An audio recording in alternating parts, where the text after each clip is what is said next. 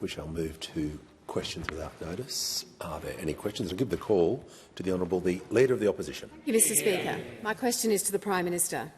Last year, the Prime Minister promised Australians that inflation was under control and that his government had, quote, done all it can. Yet Australians have now been hit with the 13th interest rate increase under this Prime Minister, and the average mortgage holder is paying around $23,000 more a year just to keep a roof over their head. Prime Minister, is it still your position that inflation is under control? The call to the Prime Minister. I thank the Leader of the Opposition for her question, and of course we know that Australians are still doing it tough with cost of living pressures, and our number one focus is looking at how we can help families take some of the pressure off. Inflation had a 6 in front of it and was rising when we came to office, and it now has a 3 in front of it, but we want to get it down. We want to get it down, and that is why we're very much focused on achieving just that. And in the OECD annual report of January, just a month ago, they had a lot to say about inflation and about the position that Australia finds ourselves in. They said headline inflation peaked at close to 8% in late 2022, a somewhat lower and later peak than in many OECD countries. They went on to say about wages. While many OECD economies experienced falls in real wages and real disposable household incomes when inflation surged in 2021-23 as price rises outpaced nominal income gains, real incomes in Australia have risen since 2022. They went on to say, with regard to the economy and the budget, Australia's resilience during the shocks of the past half-decade fits with its avoidance of recession, supported by prudent fiscal policy and credible monetary policy. And indeed, we will continue to do what we can to provide support for people. The opposition like to talk about the budget, but they never talk about what they plan to cut. We know that at the last election they plan to increase our taxes paid by every single Australian, and we know that the person who's now been put in charge of not just being the shadow treasurer but the shadow assistant treasurer at the same time has committed some $600 billion to a nuclear plan at the last election. They wanted to sack 41,000 frontline public servants, and they wanted to increase income taxes for every taxpayer. Order. Prime Minister was asked for his position on inflation, and he is giving information to the House with a very broad question that he was asked about. You'd like a yes or no answer, and for the millionth time I can't deliver that for the member for Wannon, but I will hear from you on a point of order. It goes to relevance, Speaker. The Prime Minister was asked a very direct question as to whether he had inflation under control or not. No, resume your seat. That wasn't the question he was asked. Member for Wannon, that wasn't the question he was asked. The question was, is it your position that inflation is under control? He wasn't asked what you got up and asked about. So don't take points of order if you don't even know what the question is.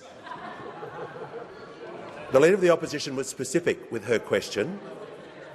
It wasn't what you just rose on your feet about. Order.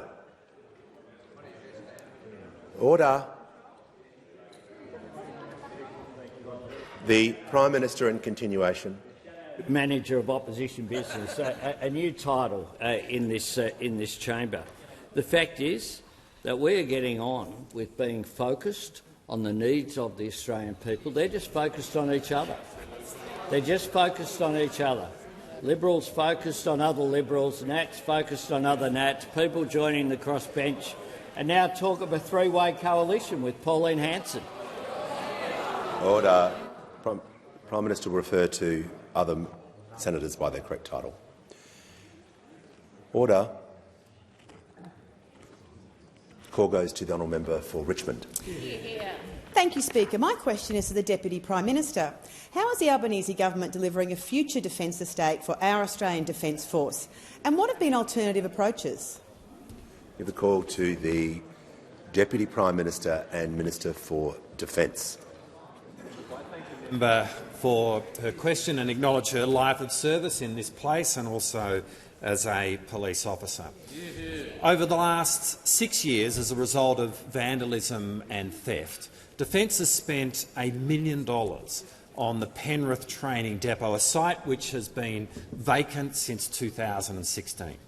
And at the Maribyrnong Defence site, which has been vacant for decades, in 2022 there was a grass fire which required the expenditure of $10 million in remediation. Now, Defence simply has to stop spending money on properties that it does not need, and this is what is at the heart of the most significant reform to our defence estate in our nation's history.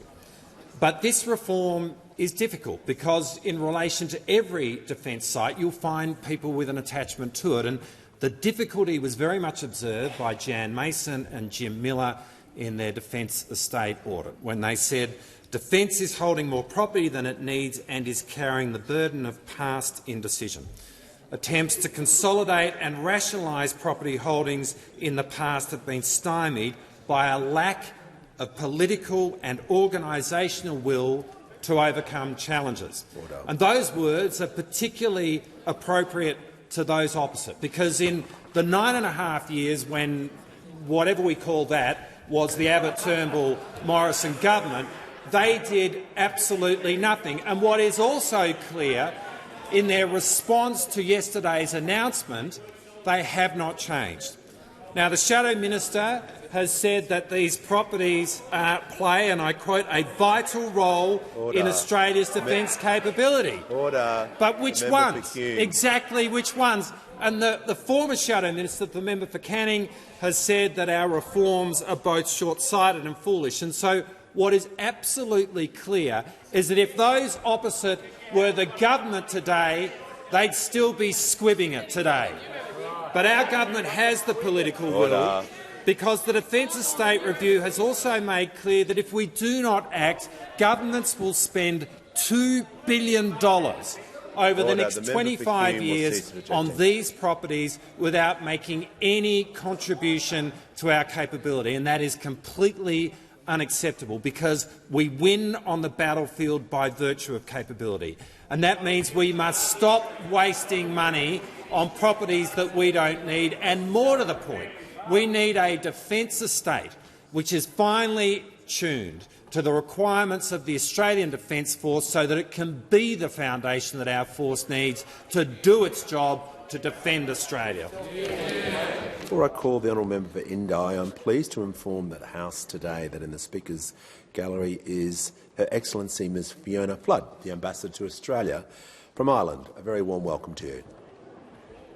I give the call to the honourable member for Indi. Thank you, Speaker. My question is to the Minister for Emergency Management. Bushfires are still burning in Victoria, and thus far over 75% of homes lost and private land burnt is in my electorate of Indi. My electorate is grateful for the support provided by the government to date, but so much more is needed. Minister, what further support, beyond that already announced, can communities in my electorate expect from the Commonwealth? Give the call to the Honourable Minister for Emergency Management, Local Government and Territories. Thank you, Mr Speaker, and I thank the member for Indi for her question, and I acknowledge her community is going through a particularly tough time at this point in time. A lot of Victorians have been impacted by bushfires that have burnt through over 415,000 hectares across Victoria, and has had a major impact on communities right across that place. Can I again thank the member for Indi and the member for Nichols for inviting me into their local communities. It is really important in this role to hear firsthand from communities about what they're going to need, not only in the short term but in the medium and long term as well. And can I thank the members in Ruffy, who I met in particular. I said the other day they were so worried about their local environment, let alone their own homes, and I heard very clearly from them their desire to see the Ruffy Community Centre rebuilt, which they lovingly referred to as the TCC, and so we will continue to work with your community on those things. I also heard really clearly from both Strathbogie and Murrindindi Shire Council members about the need to make sure that infrastructure is built back more resilient and that we work on those community cohesion projects together into the future. As the member knows, the Prime Minister announced another package of support, so $158 million, going to things like extended power outages for businesses, clean-up support for community members, temporary accommodation, rebates for people who need to clean out water tanks, and mental health support in particular. And we'll continue to extend support where it's needed, and we'll work with the Victorian government on that. We have enacted over $330 million in that state Commonwealth disaster recovery funding arrangements already. However, we recognise that the state and local councils are best placed to identify the type and the level of assistance that is going to be required following this disaster, in accordance with their responsibilities for disaster management. So the Albanese government will continue to work really closely with the Allan Labor government and with local councils and local communities in particular to understand where supports and assistance is going to be needed into the future. And our government stands ready, willing and able to assist when those support packages come forward. We know that recovery isn't a straight line. It's not going to be a speedy process. So our commitment is to continue to work with all levels of government and local communities to see this recovery tail through, and we stand ready, willing and able to support as we can when we can. Call to the honourable member for Moore. Thank you, Mr Speaker. My question is to the Treasurer. How is the Albanese Labor government helping with the cost of living and strengthening the budget? How does that compare to other approaches? Call to the Treasurer. Thanks, Speaker. The good people of Moore elected an absolute champion as their local member in this place. I appreciate his question, Mr Speaker. Now, inflation last week and rates this week were important reminders of the challenges in our economy despite all of the progress that has been made together. Inflation at the end of the year didn't come in much higher than we expected, but it came in higher than we would like. Some of that inflation is temporary, some of it is more persistent. It's nowhere near the peaks that we saw in 2022 under those opposite, but all of it adds to the pressure that people feel around the country, and the Reserve Bank's decision will add to that pressure as well. So we understand that inflation is too high in our economy. We acknowledge that, we get that, and that's why we're acting on it, Mr Speaker. We are acting on it with cost of living help that those opposite oppose. We are acting on it with tax cuts that those opposite oppose and want to repeal, Mr Speaker. We are acting on it with budget repair that those opposite were completely incapable of, Mr Speaker. Now, inflation is one of the three major challenges, but it is the most pressing challenge in our economy in the near term.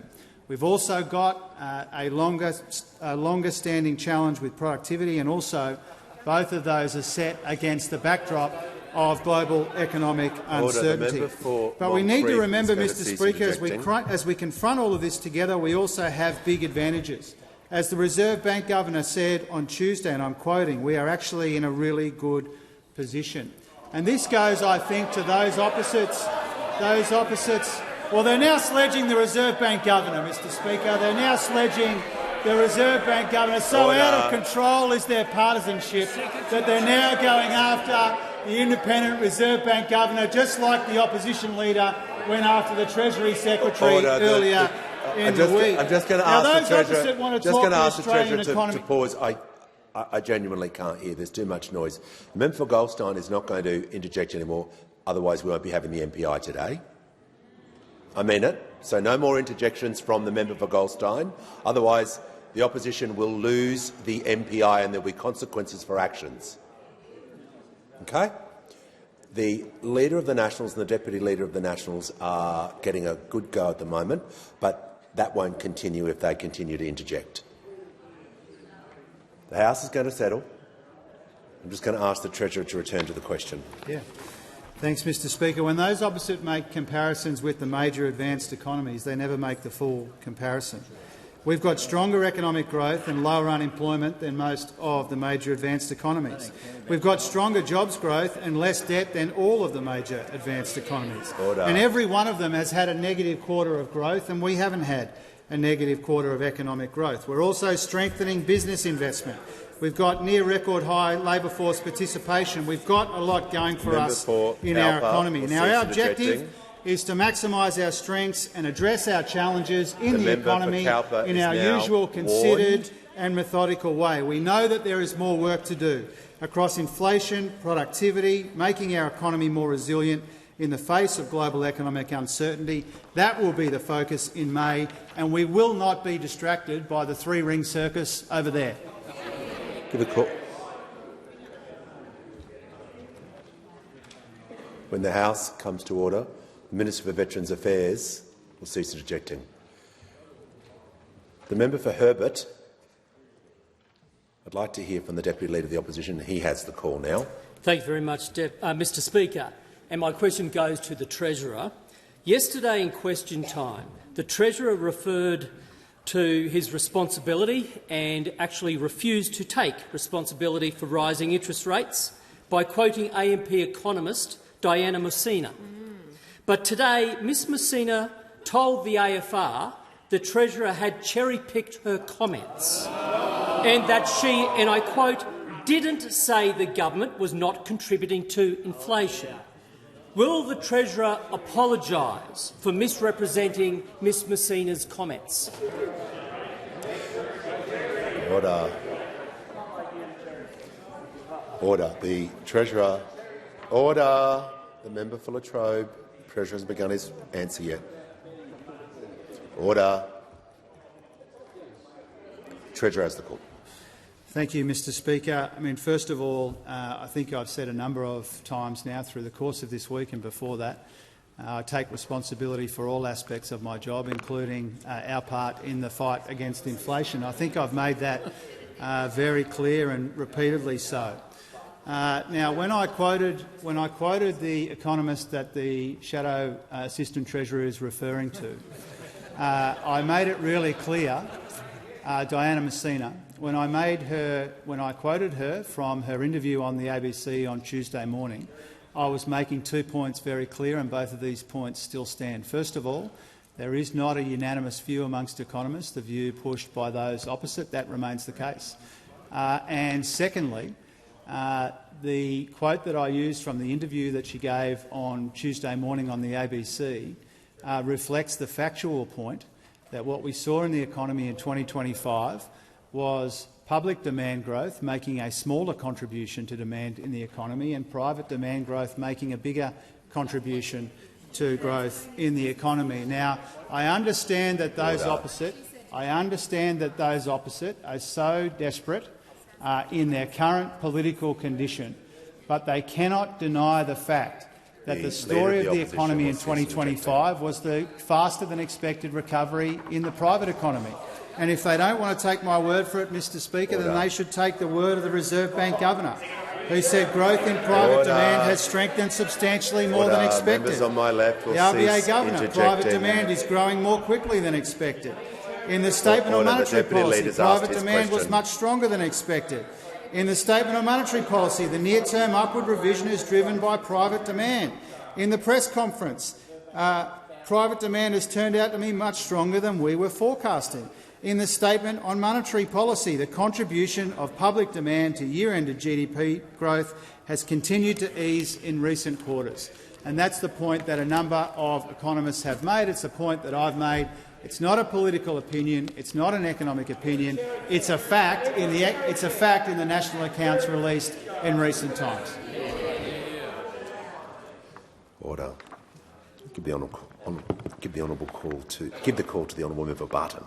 Thank you, Speaker. My question is to the Prime Minister. Why is gender equality a priority for our Labor government, and why do all Australians have a responsibility to do more and do better on matters of gender equality? Call to the Prime Minister.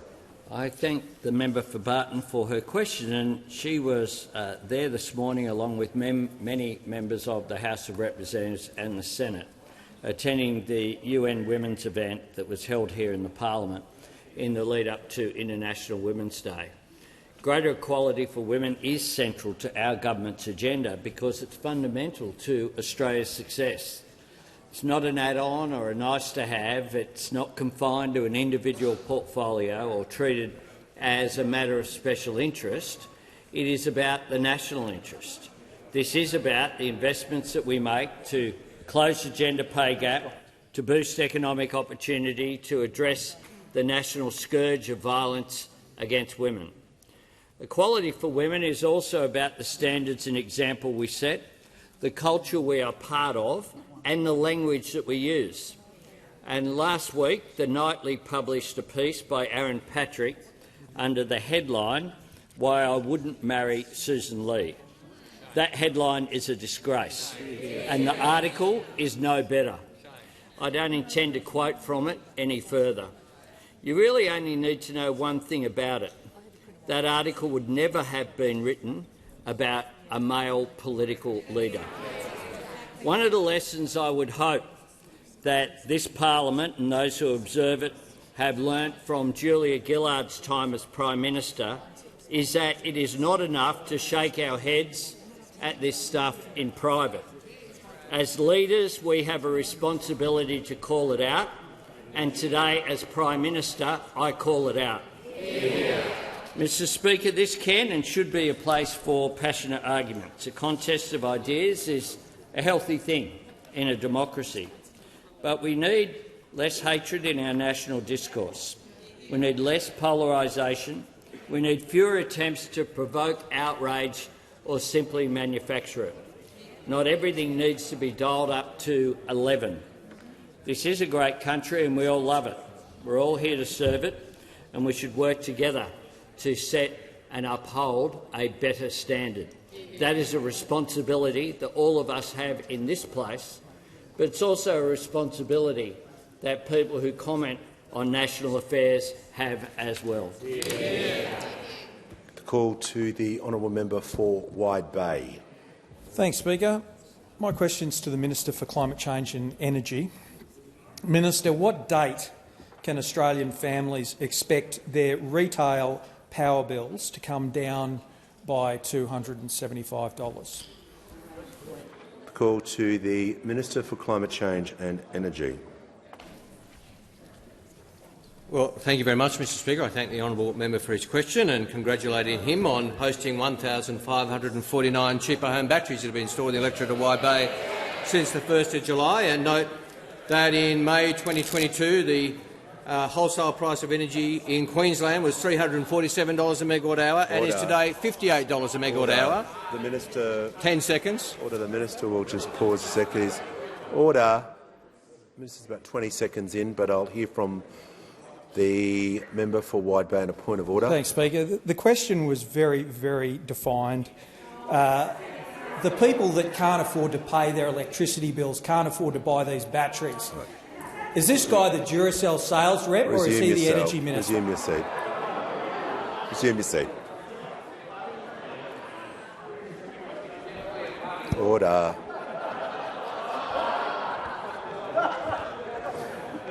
Order. The member for Wide Bay needs to state that it was on relevance. The Minister's about 40 seconds in. He wasn't asked about... He's entitled to a preamble, but I'm going to make sure he's been directly relevant, so he wasn't asked about anything in the member's electorate except a very specific question. The honourable member asked me when retail prices are set, and they apply from the 1st of July, and they apply after the default market offer is released, under the normal course of events, when they're not hidden, Mr Speaker, before an election by a minister. That is the normal course of events, that a draft default market offer will be released in March and a final in May. That can be changed by law if the minister chooses to, as the member for Hume did, and the average increase in Queensland that was hidden by the member for Hume was $165, 11.3% for households in Queensland that the member for Hume hid. Now, we've been very clear. Yes, the member is right. People pay retail prices, not wholesale prices. That is 100% true. wholesale prices are one of the inputs to retail prices. That's why the member for Hume set a target of $70 a megawatt hour for retail prices. When he left office, prices were more than $300 a megawatt hour. Wholesale prices feed into retail prices, and our energy market reforms ensure that they do so as efficiently as possible. Yeah, I think the minister's concluded his answer. The minister's concluded his answer. Member for Flynn can just resume his seat for the moment, so I can hear from the honourable member for Hasluck. Thank you, Speaker. My question is to the Minister for Home Affairs. What progress has been made on the investigation into the alleged terrorist attack that occurred on January 26 in Perth? Call to the Leader of the House and the Minister for Home Affairs. Thanks very much, Speaker. And I thank the member for a question and acknowledge, as a proud West Australian, her very personal interest in this. The terrorist attack that was described by the Prime Minister at the start of question time in Perth was horrific. A 31-year-old man allegedly threw a homemade improvised explosive device. This is a bomb fitted with screws and ball bearings into a crowd of people rallying in support of First Nations Australians. It is fortunate that this bomb did not detonate, but be in no doubt it will be alleged in court that the intention was absolutely that the bomb would detonate. This could have been catastrophic. You think about the number of Australians who were there in a tight space. Had this gone the way it will be alleged it was intended to, we would have been looking at something quite catastrophic. The alleged offender was immediately arrested by West Australian Police and an investigation commenced. Within 40 minutes of that arrest, the joint counter-terrorism team had been engaged. That involves Western Australian Police, the Australian Federal Police and ASIO. Later, they announced that they are investigating this act as a potential terrorist attack. Since that time, I've been receiving regular updates since the alleged offence, and yesterday, where I received a detailed personal briefing with the West Australian Police Minister, Reece Whitby, who had travelled here with the WA Police Commissioner and with the Australian Federal Police Commissioner, Chrissy Barrett. As a result of the investigations they've conducted, they have now charged a 31-year-old man with engaging in a terrorist attack, and as has been referred to, this is the first time an individual has been charged with engaging in a terrorist attack in Western Australia. The charge carries a maximum penalty of life in prison. It is alleged. Now, there is always a gap between the action and while there's often a period where people are saying, can you call it terrorism yet? And a period of delay. That's because terrorism is not defined simply by the action but also by the motivation. And we need to give police time to do their work to be able to get the strongest case together with respect to motivation. The motivation that will be alleged is a national, racially motivated ideological cause. White supremacist ideology has no place in modern Australia and no place in our country. When someone is made to feel unwelcome, made to feel like they don't belong, the message from Australia and from this parliament has to be that we stand with you. While there wasn't specific intelligence on this occasion, at a time where the national threat alert level is at probable, there are times when people have information and they are not sure whether it might be helpful. The request from the agencies is please report it. The National Security Hotline is 1800 123 400 for people to use for any information they think that might constitute a risk to public safety. Call to the Honourable the Leader of the Opposition. Thank you, Mr Speaker. My question is to the Prime Minister. Today, KPMG's chief economist said that the impact of government spending on inflation was, quote, plain as day. Prime Minister, every reputable economist says that government spending is having a big impact on inflation. Is it seriously your position that they are all wrong and you are right? Give the call to the Prime Minister. Thanks, Mr Speaker. The RBA Governor's statements were very Members clear. on my left will just cease interjecting. What the RBA Governor said was what's happened in the last 6 months or so, private demand has turned out to be much stronger than we have been forecasting. That is what the RBA Governor said. So there will be, if you have 10 economists in a room, I'm sure you'll usually get 12 different views. But the truth is that the RBA Governor has spoken about what, and the Manager of Opposition Business now attacks the integrity and independence of the RBA Governor,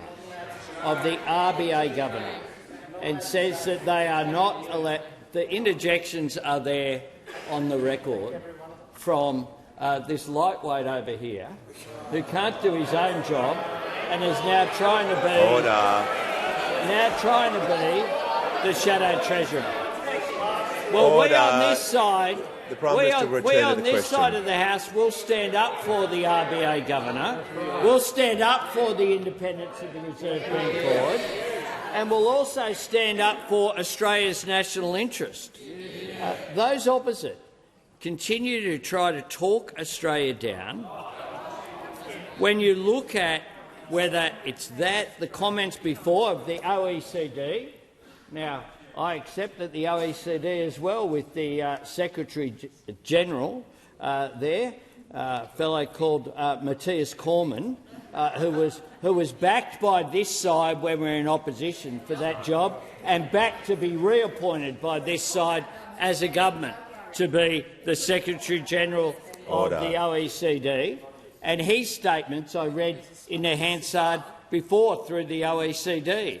The RBA Governor's comments, the IMF had this to say in November last year.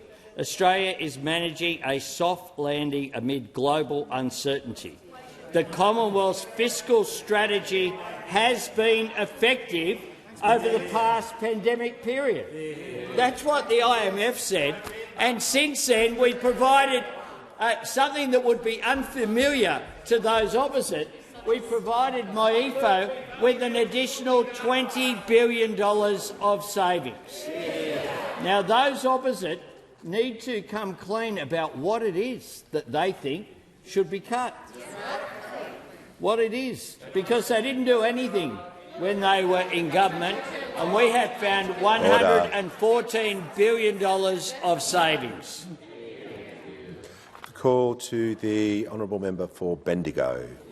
Thank you, Speaker. My question is to the Minister for Health. How is the Albanese Labor government's investments in 1800 Medicare and Medicare urgent care clinics taking the pressure off emergency departments and ensuring Australians get the health care advice they need after a decade of cuts and neglect?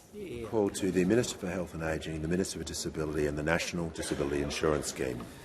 Well, thank you, Speaker, and thank you to the member for Bendigo for her question and for being such a Medicare champion. The hard work that she has done promoting our strengthening Medicare agenda in her community means that the people of Bendigo have enjoyed some of the best results in the country. After we tripled the bulk billing incentives for pensioners, concession card holders and children back in 2023, bulk billing in Bendigo went up by 10%, the third best result of any electorate in this country, Mr Speaker, and our latest investments are proving just as successful in her community. Before November, Mr Speaker, fewer than 1 in 5 general practices in Bendigo bulk billed all of their patients all of the time. Today that figure is 3 in 5. More than tripled in just 3 months, Mr Speaker.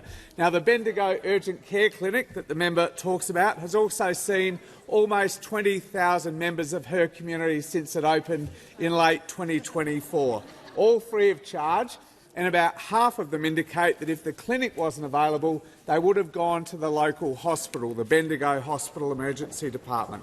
And as a result, semi-urgent and non-urgent presentations to the Bendigo Emergency Department, what they call Category 4 and Category 5 presentations, are down almost 10% at that hospital, freeing the ED staff up to focus on the lifetime emergencies that they were trained for and hospitals were built for, Mr Speaker. Now, as the Prime Minister has said last week, he struck an historic agreement with Premiers and Chief Ministers to provide record support to our public hospitals, 750 of them, including the Bendigo Hospital, tripling the additional support that hard-working hospitals would receive compared to the agreement that they had struck under Scott Morrison.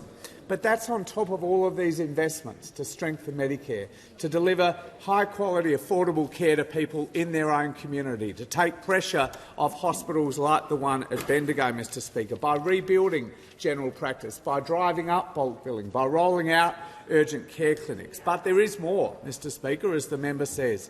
1-800 Medicare was an election commitment we made last year, and it now provides access to high-quality medical advice 24/7 at the end of your phone, Mr Speaker, as well, if appropriate, as a direct consultation by a GP on telehealth after hours, all free of charge, obviously, Mr Speaker.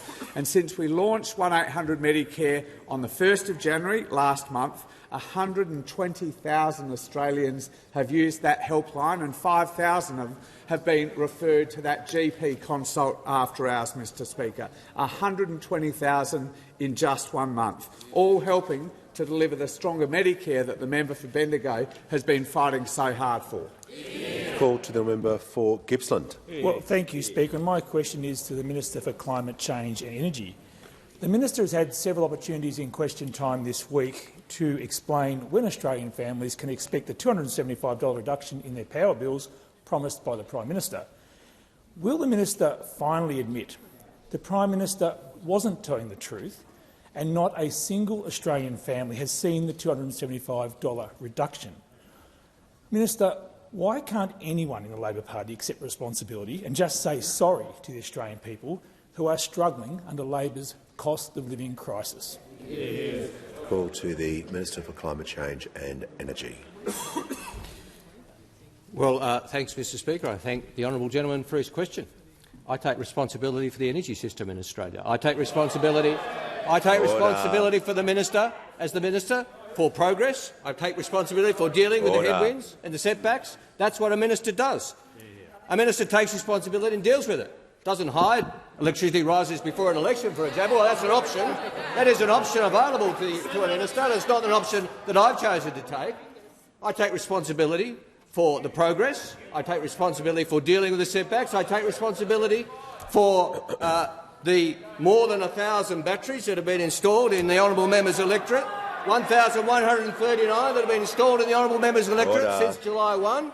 And I note that in Victoria, the wholesale price of energy in May 2022 was $233 a megawatt hour, and today is $37 a megawatt hour. I do take responsibility, Mr Speaker, for all the above. Order. Give the call to the member for McEwen. The Minister for Education. What reforms is the Albanese Labor government delivering to help more children from disadvantaged backgrounds get access to early education and care, and improve the safety of our early education and care system? What are the risks? Call to the Minister for Education. Well, thanks very much, Mr Speaker, and can I thank my friend, the absolutely magnificent member for McEwen, for his question. Mr Speaker, a year ago today we passed laws through the parliament to enact the 3-day guarantee, and a month ago today we delivered it. It means every child who needs it can get access to the childcare subsidy 3 days a week. We know how important childcare is for mums and dads. It helps them to get back to work. But it's also important for our children. This is a time when most of the brain develops. We know that a child who goes to preschool is 1.5 times as ready to start primary school as a child that doesn't. Ask any primary school teacher and they'll tell you they can identify the children who've been in early education and care. This is not babysitting. and that's why it was the Productivity Commission that recommended this change, the 3-day guarantee. Their advice to us is that it's children from the most disadvantaged families, the poorest families in Australia, who get the biggest benefit from early education, and that they are the ones who are the least likely to be there in early education and care. And that's because of the old activity test that meant their mums and dads couldn't get access to the government subsidy. And so it's their children who missed out and start behind. That now changes with the 3-day guarantee. It means for affected families earning between $50,000 and $100,000, they'll save about $1,500 a year. And it means that their children will get access to the same sort of early education and care that other kids can. Now, I've also been asked about safety. And, Mr Speaker, I can advise the House that personal mobile phones in centres have now been banned, that Commonwealth compliance officers are now up and running and doing unannounced spot checks, that the national CCTV trial has also started, and that the Australian Federal Police is now also part of the advisory group on that, that the National Educator Register will start at the end of this month, and that mandatory safety training for all staff in centres will start at the end of this month. And, Mr Speaker, members will also remember that we passed legislation through this place last year to give us the power to cut funding to centres that aren't up to scratch, that aren't meeting minimum safety standards. And so far, we've sent notices to more than 60 services across the country.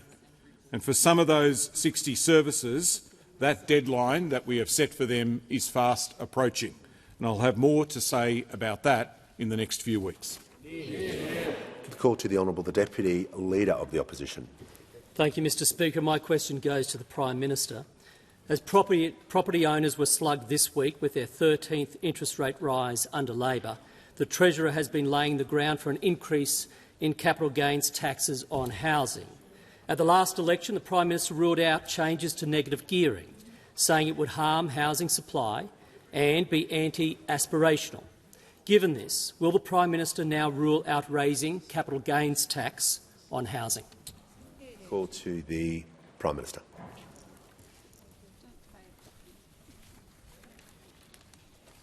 Thanks, Mr Speaker. And the opposition should be well aware that, in fact, the parliament is looking into the capital gains tax discount.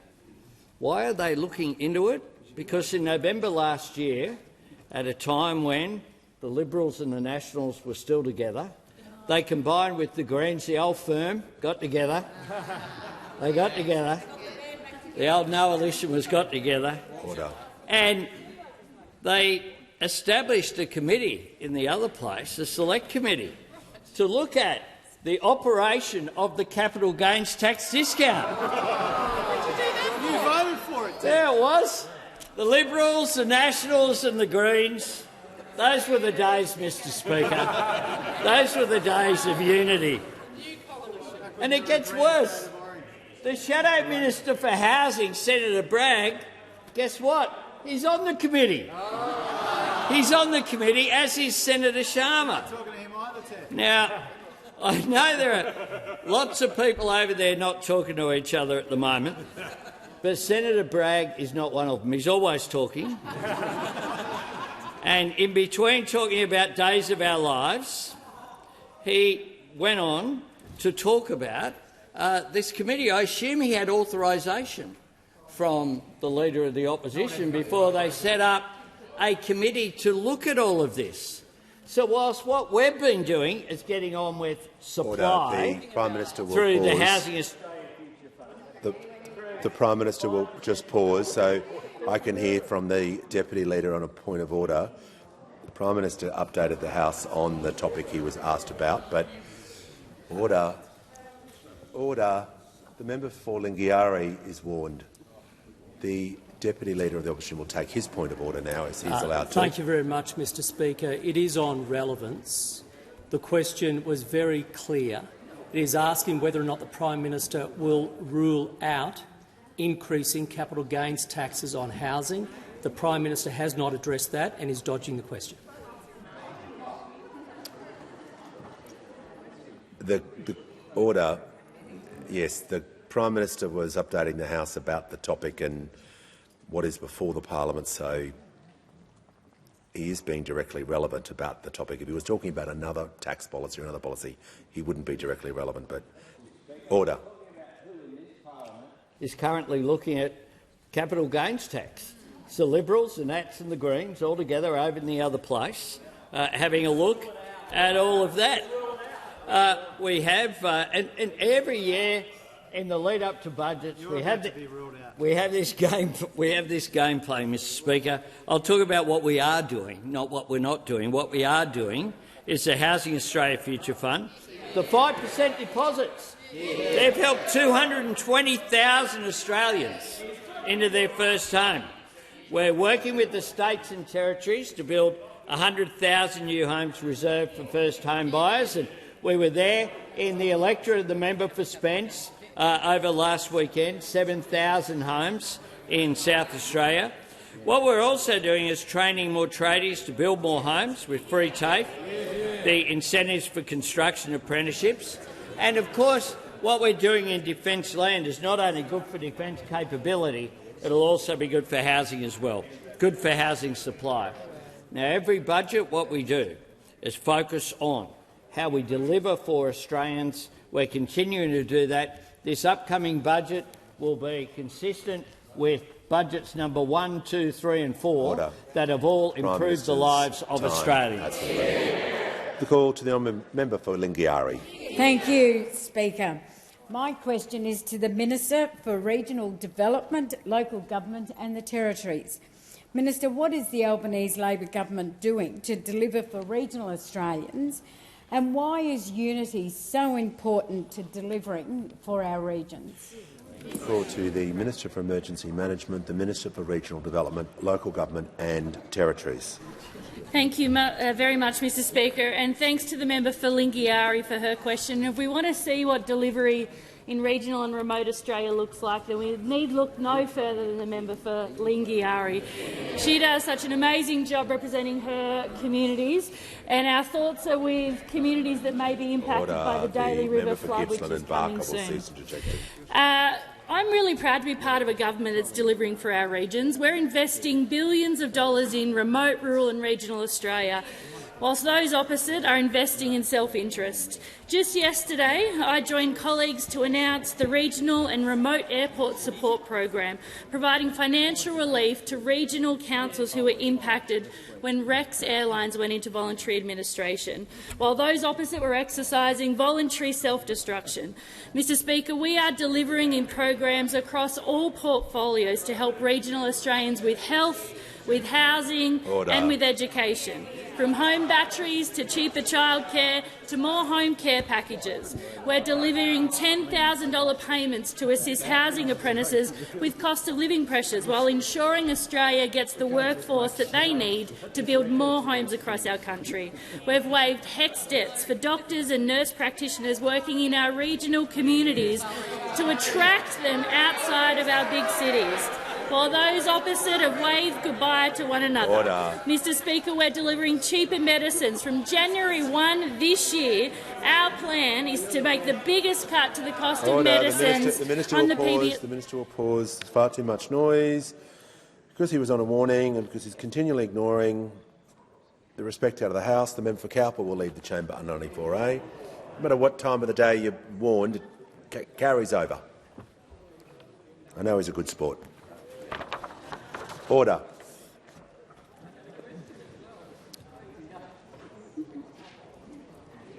When the House comes to order, the Minister will return to the question. Thank you very much, Mr Speaker. As I said, PBS medicines are now $25 or less thanks to our investment in Medicare, saving Australians over $200 million a year. The last time they were that price was in 2004. Silverchair was still together as a band, and so was the Coalition. Our Medicare urgent care clinics have been a game changer for healthcare in our regions. There are now 122 urgent care clinics that have opened across the country.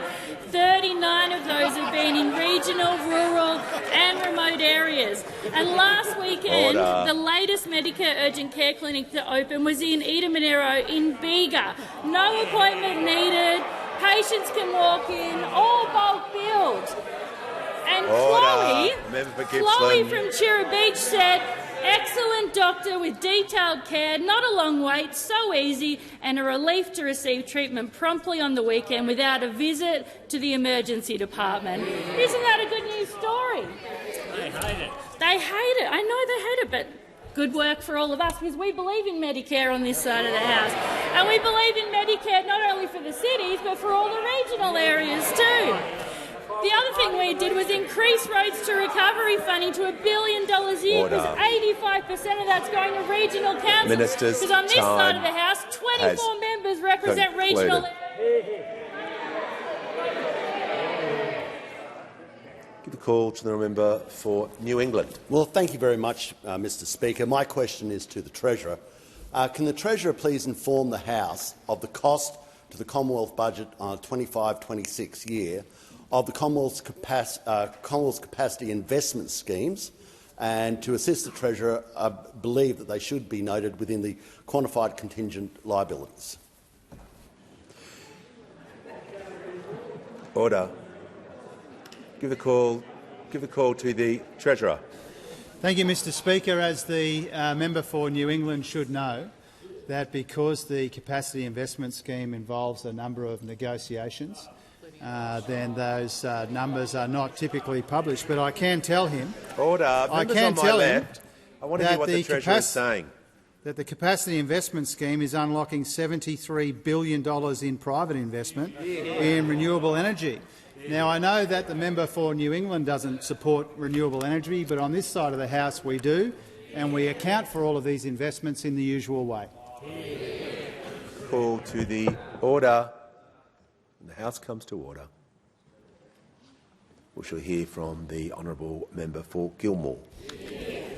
My question is to the Minister for Housing, Homelessness and Cities. What is the Albanese Labor government doing to build more houses in the regions and help more regional Australians into home ownership after a decade of neglect? We call to the Minister for Housing, the Minister for Homelessness and the Minister for Cities. Thank you, Speaker, and what a delight to get this fantastic question from the member for Gilmore. In part because of her advocacy, 667 of her constituents have gotten into home ownership with the backing of the Albanese government, and there are many more to come, Speaker. She's a brilliant representative. Now, Speaker, Australia's housing challenge is significant, and it is not a burden that falls on our city Australians alone. We see a significant housing challenge across the regions and in the bush. And after a decade of complete neglect of housing as an issue for the country, our government is delivering with a level of ambition that we have not seen a Commonwealth do since the Second World War. Now, Speaker, that is a huge agenda, $45 billion, which is targeted on three big things. We're building more homes around the country, we're getting renters a better deal, and we are getting more Australians into home ownership. Now, Speaker, our government's 5% deposit program is incredibly popular with that community of young people who are just trying to get that extra support to get into a home of their own. We are up to now, Speaker, 220,000 Australians who have gotten the keys to their first home with the backing of the Albanese government. Speaker, 73,000 of those Australians have been people who live in the regions and the bush. Speaker, we've got $1.5 billion in housing infrastructure funding. It's going to roads, to sewerage, to water, to all of those critical aspects that make housing possible. The vast majority of that funding, Speaker, has gone straight into the regions. Speaker, we are building homes right around rural and regional Australia. In fact, round 3 of the Housing Australia Future Fund for the first time includes a dedicated regional stream to make sure we're servicing that constituency. We've got social and affordable homes being built in Tamworth, in South Grafton, in Shepparton, Armidale, Wangaratta and many more. Now, Speaker, the member asked me about alternatives, and we have seen some shockers in the time that I've been in Parliament, Speaker. For 9 long years, those opposite sat on the benches behind me and decided to do nothing about for what many Australians believe is the most important issue in their lives. Order. Nothing, Speaker. As you know, Speaker, they were so checked out of housing as an issue they couldn't even be bothered having a housing minister. Now, Speaker, that had real consequences. We see the Nationals in the Parliament this week scratching their heads about why their voters are deserting them in droves. Maybe it's because they did nothing to deliver for regional Australians when they had the levers of power. Now, Speaker, do you know how many social and affordable homes those opposite built in regional and rural Australia? Do you know how many? It was none, Speaker. A party that says it stands up for the regions, not a single home built in regional Victoria, in regional New South Wales, in regional Western Australia. Speaker, it is no wonder Australians are looking for alternatives. We're united, we're delivering, and we're delivering right across the country, Speaker. Call to the honourable member for Calare. To the Infrastructure Minister. Since the days of the gold rush, our residents have been pushing for a crossing over the Macquarie River at Dixon's Long Point in central western New South Wales. Mid-Western Council wants to access the $10 million allocated to move the project forward. Have the funds been released? And on a separate note, will your government take the lead to finally build an expressway through the Blue Mountains, which has been promised for decades and never ever delivered? The traffic jams are worse than ever, and it's just not good enough. Call to the Minister for Infrastructure, Transport, Regional Development and Local Government. Thanks very much, Mr Speaker. Can I thank the member for Calare for the question? And I know he's been a long-term advocate for Dixon's Long Point crossing. We know how important the safety of regional roads are and connectivity in our regions are. It is why we announced the investment of $10 million into the Dixon Long Point crossing. The crossing will provide a much-needed crossing between Mudgee and Orange. The member for Calare will remember he wrote to me about this last year, requesting an update on that project. In October last year, when he wrote, I was able to advise that the Mid-West Regional Council had submitted the final project proposal report to my department, and that then was had assessment undertaken. I am pleased to provide a further update and report that I have approved this project proposal for the release of funding of $10 million to Transport for New South Wales on behalf of the Mid-Western Regional Council. That money goes towards the planning work, scope, design and cost of delivering this project, so you should start to see a project on that planning work. It's a project, as you have mentioned, with a very, very long history, and I'm pleased to provide that update. The call to the honourable member for Moreton. Thank you, Mr Speaker. My question is to the Prime Minister. What are the objectives of the Prime Minister's upcoming visit to Indonesia? Why are our relationships in the region and the world so important for Australians at home? How has the government worked to improve those relationships since being elected? The call to the Prime Minister. I thank the member for Moreton for her question and for her ongoing interest in our relationships in our region. Last year in Sydney, I stood on the deck of the HMAS Canberra beside my friend President Prabowo Subianto, and I announced that Australia and Indonesia would take the next step in our bilateral relationship, securing a historic security agreement between our two nations. And in about 40 minutes, I will travel to Jakarta to formally sign that treaty, deepening the bond that we have, honouring our long shared history and looking ahead to our shared future. Our mutual security treaty commits our two nations to consult at a leader and ministerial level on security matters together and to consider any security responses together. It is a watershed moment in the Australia-Indonesia partnership, a partnership that is based on friendship, trust, mutual respect and a shared commitment to peace and stability in our region. But it's also part of our broader engagement with nations in the region and our investment in our relationships. The alliance with Papua New Guinea, the Passeria with Timor-Leste, the Fallapili Agreement with Tuvalu and the treaty with Nauru, and our deeper engagement with ASEAN and the Pacific Islands Forum. We live in the fastest-growing region of the world in human history. Australia's prosperity and our security lies within our region. and engaging with our neighbours and partners is vital to building a more peaceful, stable, prosperous and secure future for all of us and for generations to come. Australia engages in our region as a neighbour, a partner and a middle power. Our world matters and our word is respected because we back it up with action. This treaty is a proud moment in the shared history of Australia and Indonesia, and it will ensure that we work together to shape a better future, securing our shared place in the world so that we can secure the best outcome for those we serve here at home. And on that note, Mr Speaker, I ask that further questions be placed on the notice paper.